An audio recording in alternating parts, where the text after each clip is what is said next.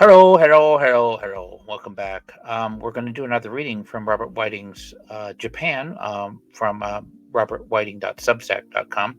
This time it's going to be the first chapter of a 1991 book that Robert Whiting did with Warren Cromartie. Warren Cromartie is a former professional baseball player who played both in the MLB for the Montreal Expos for about 10 years. From 1974 to about 84. And from 84 to 1990, he came to Japan, where he was a big hit. And he played for the Yomiuri Giants. And until 1990. 1989, he was MVP for the Nippon Baseball League, Professional Baseball League. Now, 91, he got together with Robert Whiting, who kind of looked like, he kind of looked like this. There's Bob. And he got together to make this book called Slugging It Out in Japan. Slugging It Out in Japan, an American major leaguer in the Tokyo Outfield. Warren Cromartie with Robert Whiting. And this was, I'll dox myself, but I have, they both gentlemen were able to sign it for me. So we're going to just read the first chapter, which Bob has put up on his Substack, and I'll read it from here or what have you. Interesting. Warren is turned 77 this year, September 29th. He was born September 29th, 1953, in Florida. And actually, the other day, I was in Tokyo maybe a month or so ago. He had called me, and I was on the way to meet both Josh, Meme Copium, and Andrew of Legal Mindset. And as I was talking, he said, "Who you meeting with?" And so I handed the phone over, basically, to another young man who is from the Miami area, and that was Andrew. So they talked for a while. And actually, I should hook them together. Warren Cromartie, Warren Livingston Cromartie, he has a YouTube channel. He hasn't actually done much with it for the past 2 years, but if you go to Cromartie channel 505 on YouTube, you'll find he has almost 39,000 subscribers, and he does a lot of his stuff in Japanese. But maybe you should check it out. Now, Warren's father, his late father, who passed away in 2000, he was born 1922, Leroy Oliver Cromartie. 1922, that's the same birth year as Steve Parker, who I talked about the other day, the great con man, the former husband of Shirley MacLaine. Anyways, Warren's father, Leroy, he was a graduate of Booker T. Washington High School, but he played quarterback for Florida A&M. And I think that year he made All-American, or the All-American selection. He went on to play for the Negro American League baseball team. It was the Indianapolis Clowns from 1945, and it was a very interesting story. Actually, a lot of people assume that the Negro Leagues must have ended once Jackie Robinson broke the so-called color barrier, but that's not true. I mean, Jackie Robinson, he was a great man, and he started for the Brooklyn Dodgers in April 1947, but it took the Negro Leagues were still around until 1962. In fact, another baseball great, whose name you might recognize, Hank Aaron, he also played for 3 months for the same team, Indianapolis Clowns, in the Negro League for about 3 months in 1951. And then he went on to the MLB. But there's some interesting connections there. Anyways, I thought I'd get started with the first chapter of Slugging It Out in Japan. And you're just going to have to go back several decades, because It starts with when Warren first arrived in 1984, and that would have been in the middle of the Japanese bubble economy. Well, we can hear more stories about that later, but let me get started. Robert Whiting's Japan, and it's from here, Chapter 1 of Slugging It Out in Japan. 1984, by Warren Cromartie and Robert Whiting. 1991. The Messiah. Tokyo was a long way from Montreal. 14 hours. 10,000 miles. Half the world away. My Japan Airlines flight had just landed, and I was waiting as ordered to be the last one off.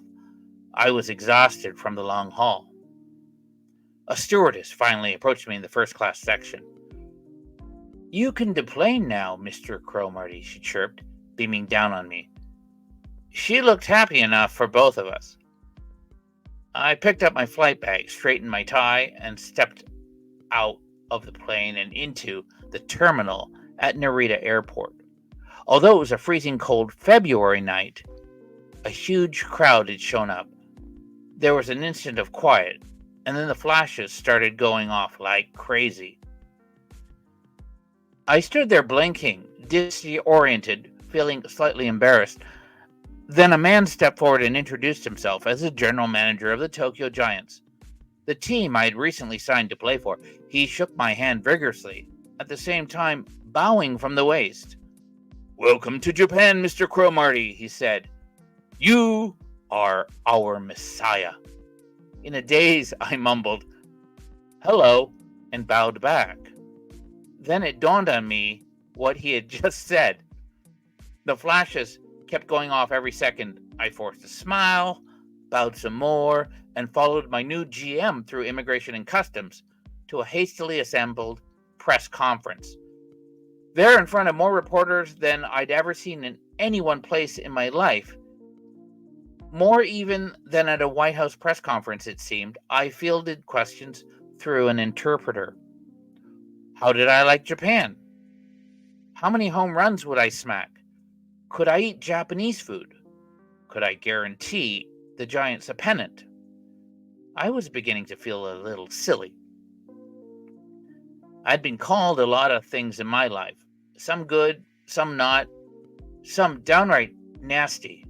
But the last time I was called a Messiah was never. Then again, I'd never played for a Japanese baseball team before.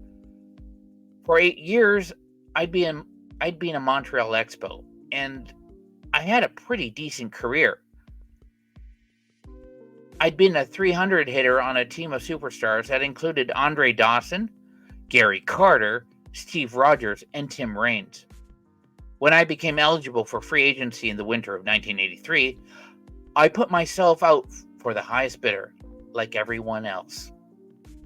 Little did I expect the Tokyo Giants to outbid the San Francisco Giants and make me an offer I couldn't refuse. It was a 3-year contract to the tune of $600,000 per. I would be the first starting level major leaguer to play in Japan while still in his prime. Japan wasn't the States, but as a 29-year-old black dude from Miami who'd been playing in a white city like Montreal while married to a French-Canadian woman, I was used to doing things differently. I talked it over with my wife, Carol, the mother of my 2 children, and when she said oui, I signed. The Tokyo Giants were a Japanese institution owned by the Yomiuri Shimbun, the largest newspaper in the world with a circulation several times that of USA Today or the New York Times. They were Japan's premier team, with 33 league pennants and a stack of Japan Series championships to their credit. They were like the Yankees and the Dodgers and the Mets, all put together, and then some. 1984 was the 50th anniversary of the Giants, and big things were expected. Sadaharu Oh, the team's former great batting star, the man who had hit 868 home runs in a long, spectacular career, was the new manager.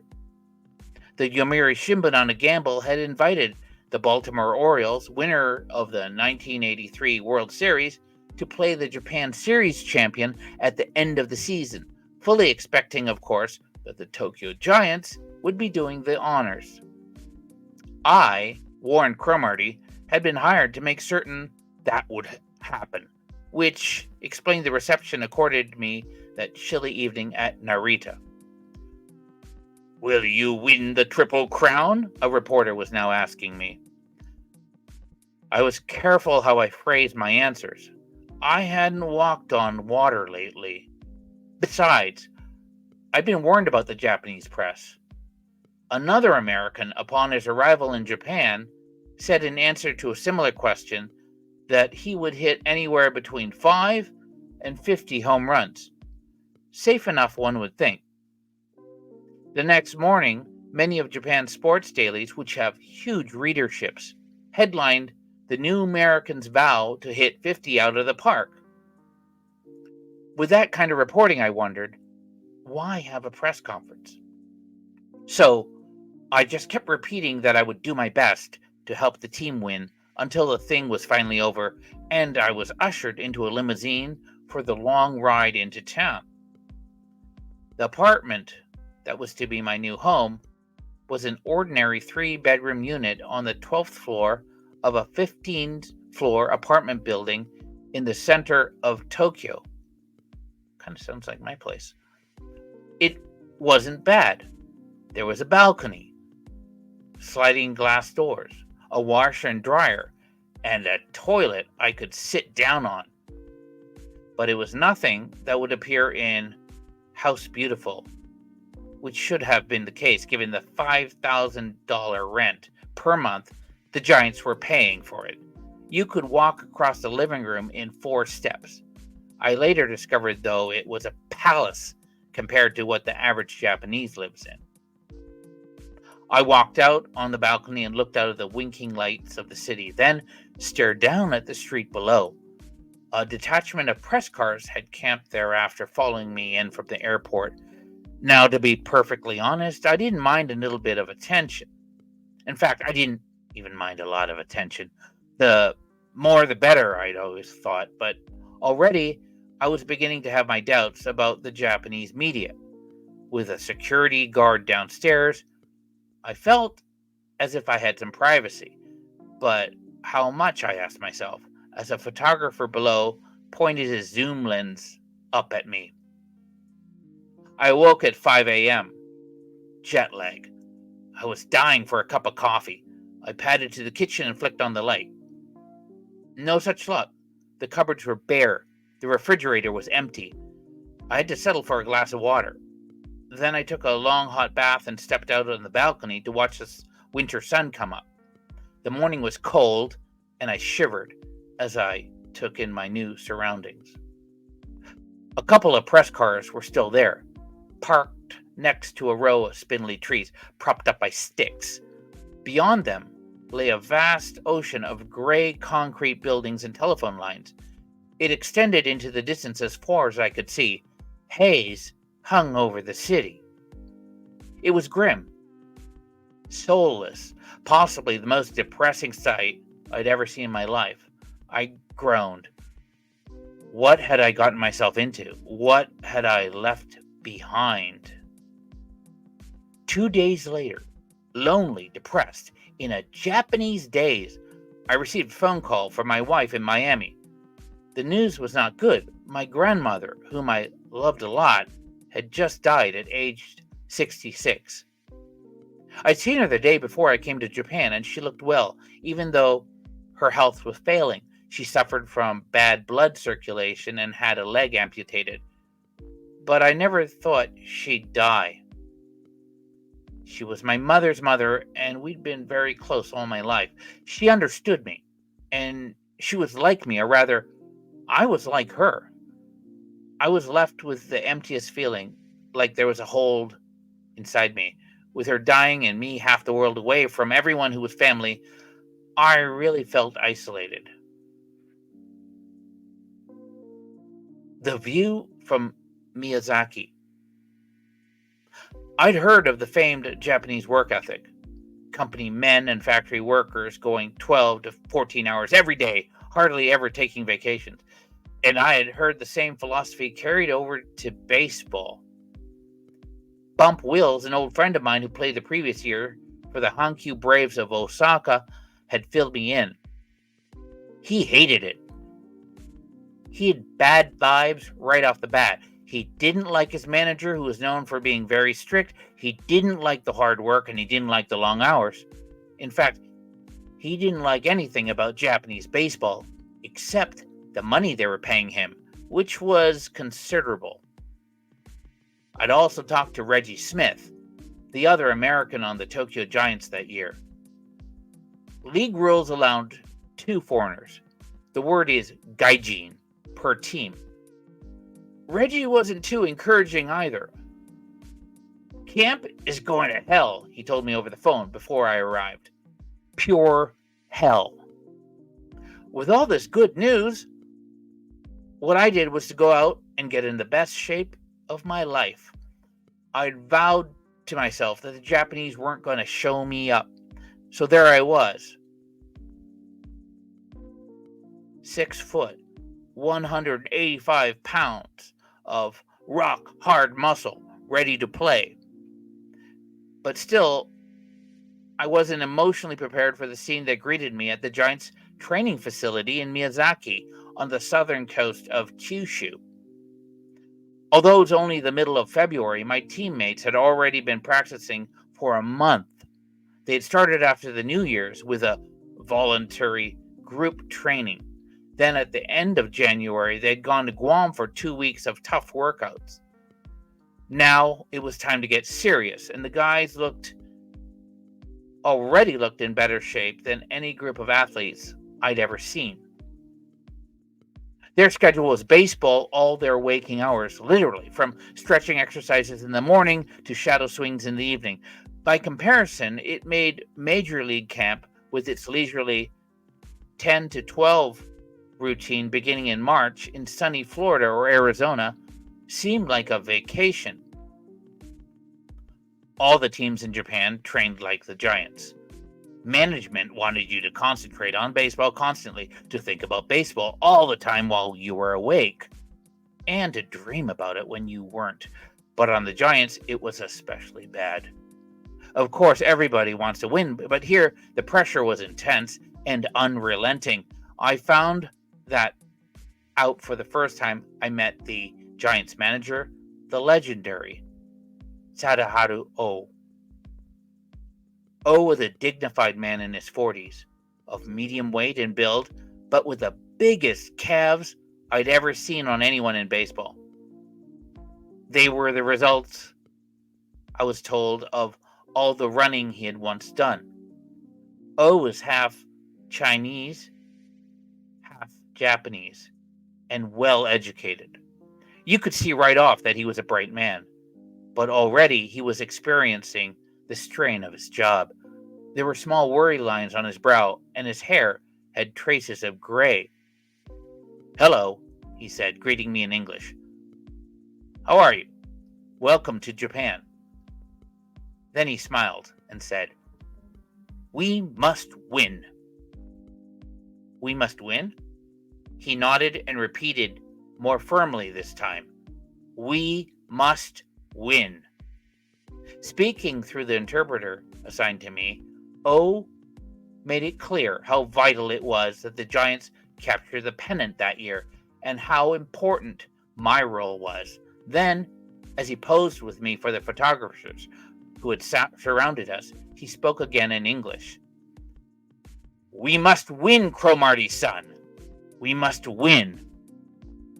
It was a phrase I would hear over and over in the following months.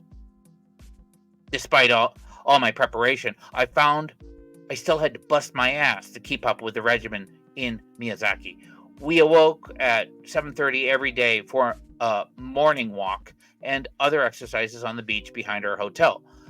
Although the sun was usually shining, there was an icy wind that whipped in off the Pacific Ocean, and it was always freezing cold. After breakfast, we put on our uniforms, took a 15-minute ride to our seaside practice stadium, a small rusting structure with a grassless infield and seats for about 12,000, and began work in earnest. Starting at 10, we did 45 minutes of jogging and calisthenics, leapfrog drills, agility drills, carrying a guy on your back, stretching, and a lot of other excruciating stuff that didn't have anything to do with baseball. Then we worked on cutoff and relay plays. At 11 a.m., we changed shirts. Outfielders would chase fly balls for half an hour and then hit until noon, when it was time to break for lunch, which usually consisted of rice balls, sandwiches, and green tea served right there on the field. We'd stand huddled around the dugout hibachi, the smell of burning coal in the air, wolfing down our food. We had 15 minutes to the second.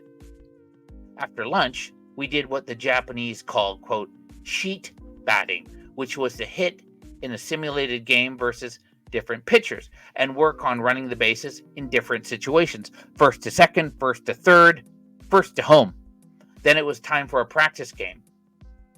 When that was over, we ran laps around a nearby track. We did this until we couldn't see straight. Some of the players, usually the pitchers, also ran the several miles back to the hotel. When I saw the work the pitchers had to do, I couldn't believe my eyes. They'd have to throw 200 to 300 pitches every day, even the pitchers with sore arms, and they had to run 50-meter sprints 25 times on the day they were scheduled to pitch in a practice game. It was nuts. And then there was a 1,000 fungo drill. The coaches would take a guy out and hit ground balls to him until he collapsed. Every day it was a different guy. One coach, 2 buckets of balls, and an hour and a half. And when it was over, the guy would be flat on his back, and the coaches would praise him for his fighting spirit. Nice guts, they would say. Nice guts. Then the trainer would come out and give the poor bastard a massage.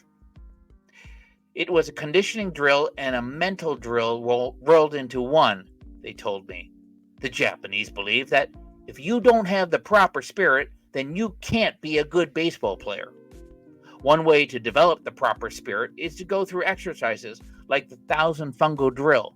Getting through it makes you tough, or so they said. Back at the hotel in the evening, we still weren't finished. We had after dinner lectures and night practice indoors until lights out at 10 p.m. Then the next morning, we had to get up and do it all over again. Our routine went on like this for 20 straight days with minor variations. You could compare it to Marine basic training at Paris Island, I guess. Except there, you don't have to train as hard, and also you don't have several hundred reporters and photographers monitoring your every move. Our hotel, the Miyazaki Grand, was known as a Western-style hotel, but the only thing Western about it was that we didn't have to sleep on the floor. We stayed in tiny rooms, which weren't much bigger than jail cells. You could lie in bed and touch both walls, turn on the TV, and write a letter on the desk next to it without ever getting up. The food was fish and rice and bean curd soup with an occasional steak. It wasn't great, but it was okay.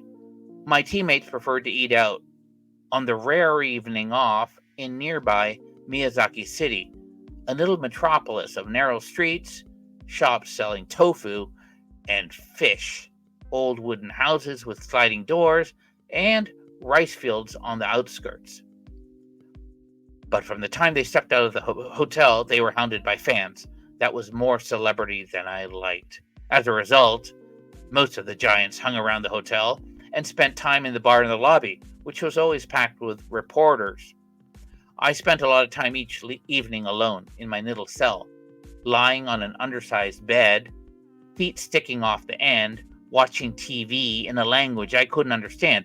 I did a lot of talking on the phone to my wife and the people back home in Florida. I also did a lot of thinking. And what I was thinking was,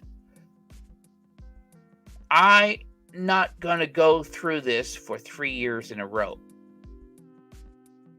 It will be a miracle if I last through this season, I said to Carol one bleak night. Reggie Smith did not make life any easier. On the first day on the field, the press wanted Reggie and me to pose for photos. Just the two of us. I said, sure, nice idea. But Reggie flat out refused. He walked off without a word, and I was left there alone and not a little embarrassed. Negative vibes flowed from him all the time. During practice, Reggie kept his distance. He had his own routine, and he didn't have to train the way everyone else did. At one stretch, Reggie wouldn't even eat with the rest of us. He holed up in his room and ate peanuts for a week, losing 5 pounds in the process. At first, I couldn't figure it out. Reggie was a big, powerful guy who had a fantastic major league career. He was a switch hitter and hit over 300 home runs. And he'd been one of the best defensive outfielders of his time. He led the Los Angeles Dodgers to the World Series more than once. The year before, his first in Japan, Reggie hit 28 homers for the Tokyo Giants and helped take them all the way to the 7th game of the Japan series before they lost to the Seibu Lions. He was a proud man, and he had reason to be, but I couldn't understand his moodiness and his negativity. So one night I asked him, "What's going on, Reggie? Why are you pissed off all the time?"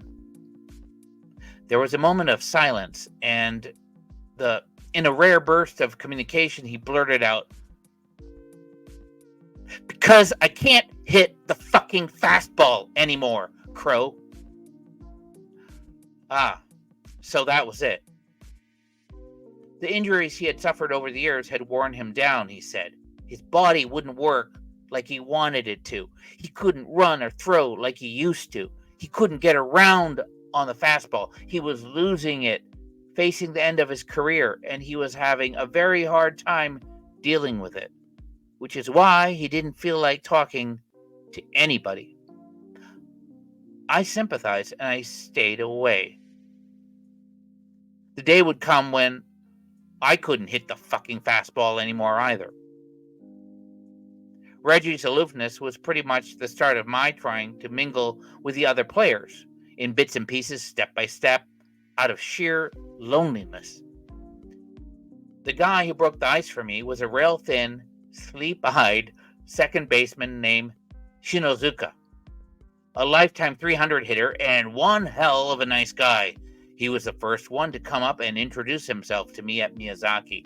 All the guys had introduced themselves in the beginning, but Shinozuka had been the first, and he'd done it in English too. "My name is Shinozuka," he said, removing his cap, bowing, and shaking my hand. "Nice to meet you." I'm sure he had practiced saying that before he approached me, because the guy was not exactly bilingual. It made me appreciate him all the more. But where Shinozuka made me feel comfortable, it took a while with the rest. In time, I got the feeling that the giant front office didn't want their guys to mix with the gaijin too much. I think they were afraid the players would learn bad habits from us. Perhaps it was paranoia. Perhaps it wasn't. That was one of the things about Japan I was beginning to discover. You never really knew where you stood, because the Japanese were reluctant to tell you. It was easy to be paranoid in that environment. Culture shock was setting in. If we were pursued like rock stars outside camp, we were treated like prisoners of war inside.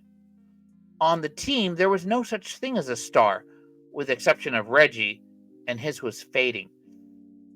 Everyone, from our most popular player, third baseman and cleanup hitter, Tatsunori Hara, down to the rawest rookie, went through the same hard schedule. No one was exempt, because team harmony was of utmost importance. So in good Japanese fashion, I tried to do everything that everyone else did. Almost everything, that is. I caught fly balls until I couldn't stand up, and I ran until my tongue hung out. Fortunately, the coaches in their wisdom did not demand my participation in the 1,000 fungo drill and the 10-mile marathon that everyone else was required to run one day. And thank God for that. But otherwise, I did the work and I made it through. And when I finished, I felt as if I deserved a medal, or at least a stripe on my sleeve. And that is the end of chapter 1 of Slugging It Out in Japan. So, if you like this, I could, even though it's not on the Robert Whiting Japan Substack, if I get his permission, I could probably go through the rest of the chapters, but there's a lot. But I think this book is still out. I don't know. But anyone in Tokyo, you want to borrow it, as long as you promise to give it back, I'll be happy to lend it to you. Okay. Thanks for listening. And again, if you have any requests from the extensive, great work of Robert Whiting, let me know. Or if there's other topics, like the other day I talked with Sal about World War II. We talked about Pearl Harbor, the attack on Niihau Island, Japanese-American treason, things like that. Uncomfortable subjects, but I'm sure YouTube doesn't mind yet. Okay. Have a good day, and if you haven't already, don't forget to hit the like button and subscribe.